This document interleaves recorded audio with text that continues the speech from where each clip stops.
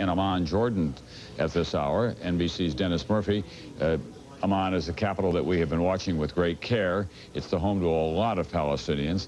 There were anti-American demonstrations on the street right up to the point of this war being launched. It's caught between Israel and Iraq itself. And a lot of those Palestinians have very fervent feelings about the United States in all of this, and they see Saddam Hussein as a champion. Dennis, anything going on in the streets of Amman? I was just looking from our perch here in the 15th floor over the city of Amman, Tom, and to me it looks like quite a normal day. A few cars lined up at the gas stations, but it seems to be a normal day, certainly a shocking one for them when they woke up this morning and found that the Iraqi military machine had apparently all but collapsed. Many supporters, as you say, for Saddam Hussein. I can tell you, Tom, that the international airport is closed. There are no planes coming in or out of Amman, Jordan, and the reason is that, encouraging as the news is about the increasing unlikelihood of a confrontation now between Iraq and Israel. That was the great fear here. Always have to talk about geography with Jordan in the middle. The fear less today that there will be that confrontation, but nonetheless the airspace is going to remain closed so they can keep a look on those skies. Tom, let's talk for a minute about the U.S.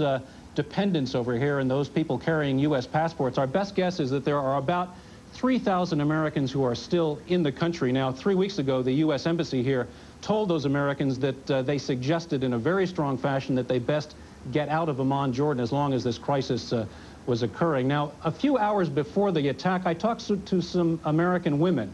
Most of them are wives of Jordanian men. They have children who have American passports. And we talked about the crisis from an American point of view, living inside the culture, about their fears and how they were looking at the crisis. And here's some tape of some of their thoughts. I don't believe the invasion of Kuwait was right.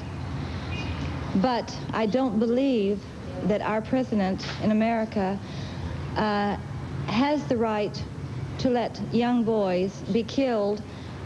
For what? An American policy is disastrous as far as I'm concerned. They've never had a Middle Eastern policy.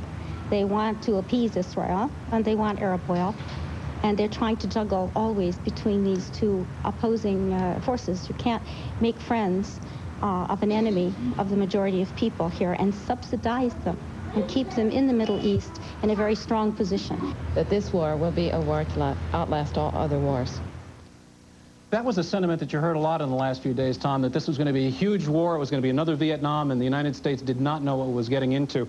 Let me just say on the thought of the American dependents, if the streets here do become dangerous, and this is an if, we're looking forward possibly to civil unrest. There are a great many Saddam Hussein supporters in Amman, Jordan, as you pointed out. There's no saying what could happen.